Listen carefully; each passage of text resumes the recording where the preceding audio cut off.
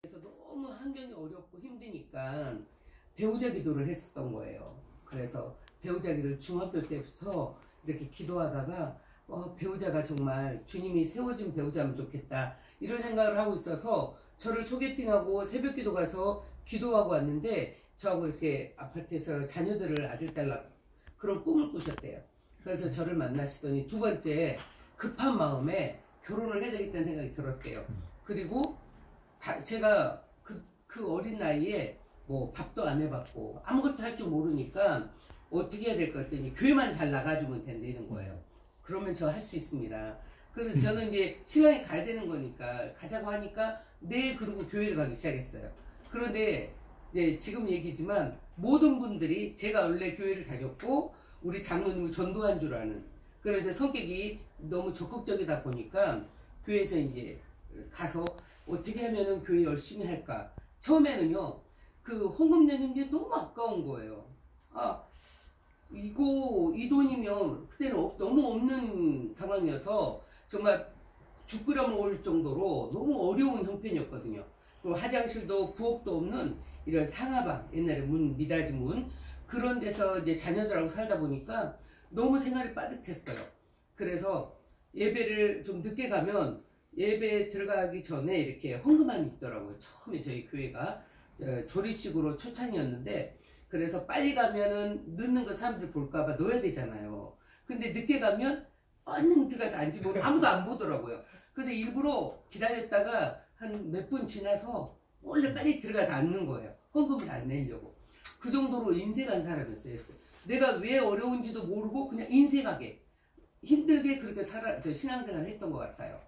그런데 어느 날 이제 우리 신랑이 동업이라고 해서 경기도 광주로 왔는데 그 동업하는 사장님이 이제 너 배울 만큼 배웠어 그만하자 이러면서 내 쫓는 거예요. 2년 반 3년 됐는데 그러니까 당장에 이제 자녀들은 둘이나 있는데 신랑이 이제 없는 거예요. 일거리가. 그럼 우리 뭐 먹고 살아야지. 나이가 둘이니까 이제 아기들 너무 어려서 일도 못 하는데 그래서 이제 그런 상황이 있는데 이제 하나님밖에 붙들 게 없더라고요. 그래서 교회로 갔어요. 1월 1일부터 저희는 매년 40일 작정 기도를 시키거든요. 근데 그 해에는 신랑이 연말에 그만두고 집에 놓으니까 나라도 기도해야 되겠다. 신랑이 있을 동안에 애들 맡겨놓고 그리고서 이제 교회를 갔는데 이제 가서 예배를 드렸어요. 그런데 3일, 4일, 5일째 되는 날 갑자기요 막 이렇게 뭔 바람이 내 머리 뒤에서 확 미는 느낌이 드는 거예요. 그래서 이게 뭐지? 하면서 일어나서 앞좌석으로 갔어요. 제일 앞에더라고요. 그때는 저희가 이렇게 좌석이 없이 맨 바닥에 무릎 꿇고 기도할 때인데 그 자리로 가서 앉아서 기도를 했어요. 그런데 저처럼 초신자고 돈 10원도 아까워서 이런 녀석이 갑자기 방언이 터지기 시작하면서 막 눈물 콧물이 나오기 시작하면서 성령 체험이. 근데 이게 너무 급한 거예요. 그래서 그날은 하루 종일 무슨 얘기를 해도 찬양을 해도 하루 종일 방언만 나오더라고요.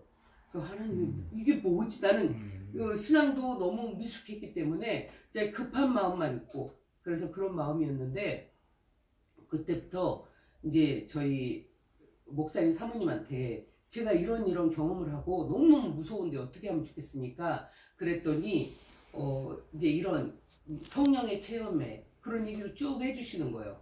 그래서 이제 그 체험을 가지고 내가 기도를 해야 되겠다. 그때부터 이제 성경을 몇 절 읽어주셔서 성령 체험이 이렇게 하는 거구나 라고 하면서 그걸 가지고 이제 기도를 하면서 열심히 했어요. 그런데 이제 새벽 기도를 작정하고 가다가 우리 교회에 우리 같은 원래 5집이 화장실 하나를 썼었거든요. 그 당시 너무 이제 어려운 형편이어서. 그래 같이 있는 어떤 집사님 한 분이 새벽 기도를 이제 가다 만난 거예요. 있잖아요. 집사님, 제가 어젯밤에 꿈을 꿨어요. 어떤 꿈을 꿨는데? 이렇게 물어보시는 거예요. 그래서 이렇게 시냇물이 이렇게 있더라고요. 시냇물이 내 눈앞에 있는 거예요. 그래서 시냇물이 있는데 시커멓고 큰 시냇물이 있는데 어떤 여자 집사님이 거기에서 고기를 잡는 거예요. 고기를 잡는다고 들고 다니는 거예요. 저분이 되게 베테랑처럼 내 눈에 보였어요. 꿈에. 그래서 나도 저기 들어가면 고기를 잡을 수 있을 것 같은 거예요. 그래서 거기에 발을 딱 집어넣고 집사님 뒤만 졸졸졸 따라다녔어요. 그럼 나도 잡을 수 있을 것 같아. 그런데 이 집사님이 조금 막 옆에서 나를 쫓아다니는데 이러더니 갑자기 여기는 고기가 없네? 이러더니 나가는 거예요. 발을 이렇게 띄고 나가는 거예요. 그런데 나는 있을 것 같은 거예요. 나갈 때는 안 따라가고요. 기다렸어요. 나는 잡고 싶었거든요. 그래서 계속 있는데 이 집사님 발을 띄고 나가는 그 순간에 저기서부터 큰 고기가 이렇게 내려오는 거예요. 저도 모르게 와락 그 고기를 안 왔어요. 이건 무슨 뭐야 하고 왜 사람은 그게 자연 반사적으로 뭐가 내려오면 잡잖아요. 그 고기를 와락 잡은 거예요. 그러고서는 이제 그 꿈을 너무 생생하게. 그런데 이 집사님은 베테랑이고 저는 이제 막 고기를 잡으러 들어온 사람이니까 이분이 자기 고기라는 거예요. 너 그거 내놔. 내가 여기서 얼마나 오랜 기간 동안 오랫동안 그 고기를 잡으려고 기다렸는데 너 이거 네 거 아니고 내 거야. 빨리 내놔. 막 이러는데 갑자기 들어와서 저는 겁이 난 거예요. 이거를 이분 건가? 이분 줘야 되나? 막 이런 꿈을 꾸고 있는데 꿈속에 저희 지금은 장로님이신데 그 당시에 안수 집사님이셨는데 집사님이 저기서 보이는 거예요. 장로 이제 그 당시에 집사님 제가 지금 여기 고기를 잡았어요. 내려와서 잡았는데 이분이 자꾸 자기 고기라고 이거 달라고 하는 거예요. 이걸 어떻게 해야 될까요? 이랬더니 그 고기 놔줘 이러시는 거예요.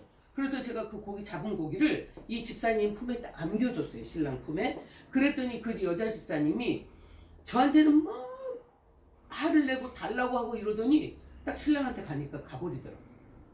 가는 거예요. 툴툴거리면서 막 그냥 뭔 소리야. 그래서 그 꿈을 이 집사님한테 이제 새벽 기도에 올라가는 거리가 있으니까 가면서 그 얘기를 했던 거예요. 그랬더니 갑자기 이 집사님이 막 박수를 치는 거예요. 어머. 그래서 왜요? 그랬더니 그 집사님이 교회를 나갔대요. 이번 주에 나갔다는 거예요. 자기만 나간 게 아니고 5가정을 데리고 그거에 연결해서 고리고리 물고 교회를 나가버린 거예요. 이분이 교회에 자녀가 없었던 거예요. 교회를 7년을 우리 교회에 처음 이제 결혼해서 와가지고 전세 있는 거를 빼서 월세로 하면서 교회에 그랜드 피아노 해놓고 또 집을 옮겨가면서 교회에 뭐 필요한 피품 다 해놓고 두 분이서 성가대 다 하고 두 분이서 차량을 해 주일학교에 다 모든 교회를 다 했던 거예요. 그런데 이제 목사님이 언제 얘기 주냐고 응답을 내가 받았다. 너네 애 생긴다. 조금만 기다려라. 목사님은 달달달 달리면서 맨날 언제냐고 그때가 언제냐고 막 이러니까 목사님도 답답하신 거예요. 분명히 받았어요. 그분들이 자녀가 생길 거라는 꿈을 꾸셨으니까 받았는데 치는 모르잖아요. 정확한 날짜는. 그래서 조금만 기다려 이랬는데 이분이 이제 마지막에 대단하게 시험이 들어버린 거예요. 근데 그 당시에 목사님이 셋째가 생긴 거예요. 그러니까는 목사님이 응답받은 게 이분의 자녀가 아니라 본인 자녀 임신한 거를 왜 내 얘기라고 그러느냐 이러면서 시험이 들어서 가정들을 다 여기에는 하나님 없다고 그러면서 몰고 가버린 거예요. 근데 저는 그 당시에 아들하고 딸하고 둘이 있었어요.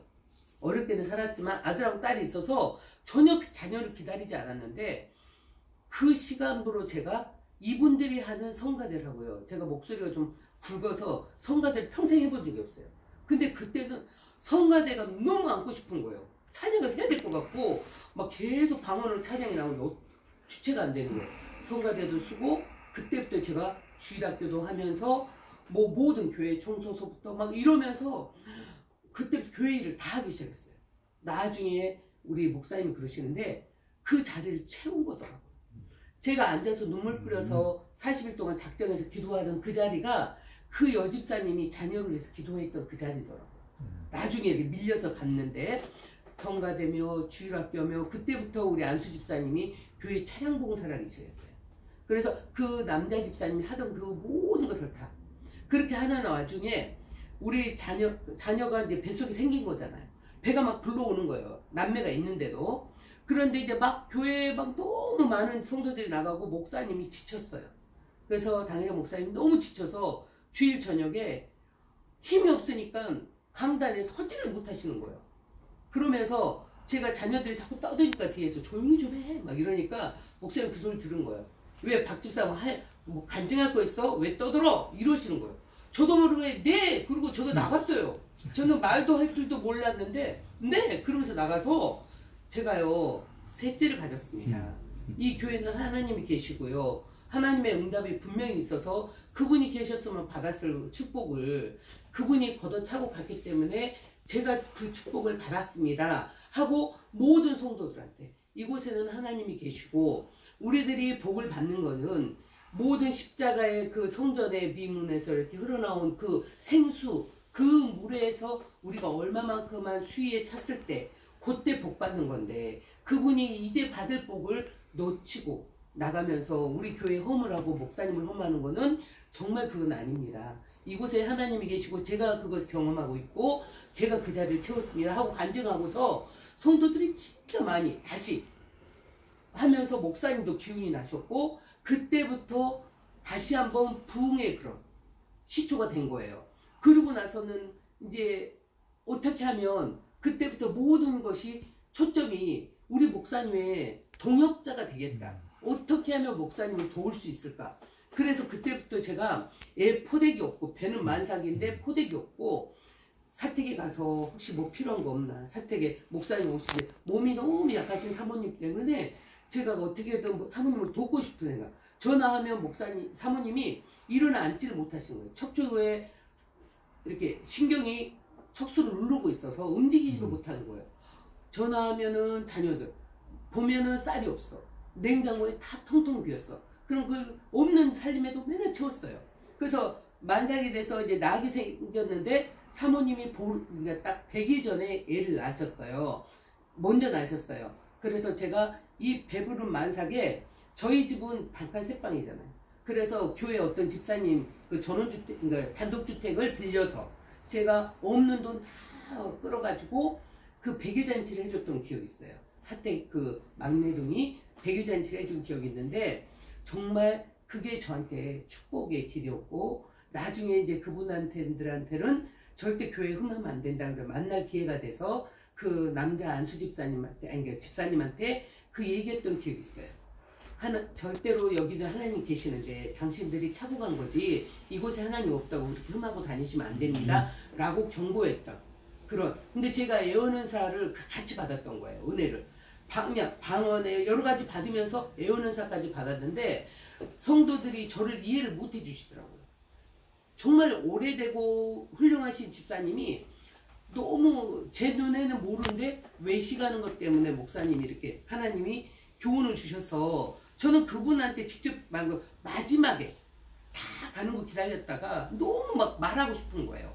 그래서 너무 더 열심히 잘하고 있어. 하지만 너무 외식을 하지 마. 너가 기도를 하면서 남들보다 조금 더 하려고 남들이 어떻게 그거를 하더라는 거예요. 그래서 하나님이 경고를 하는데 이분이 저하고 그때부터 말을 안 섞는 거예요.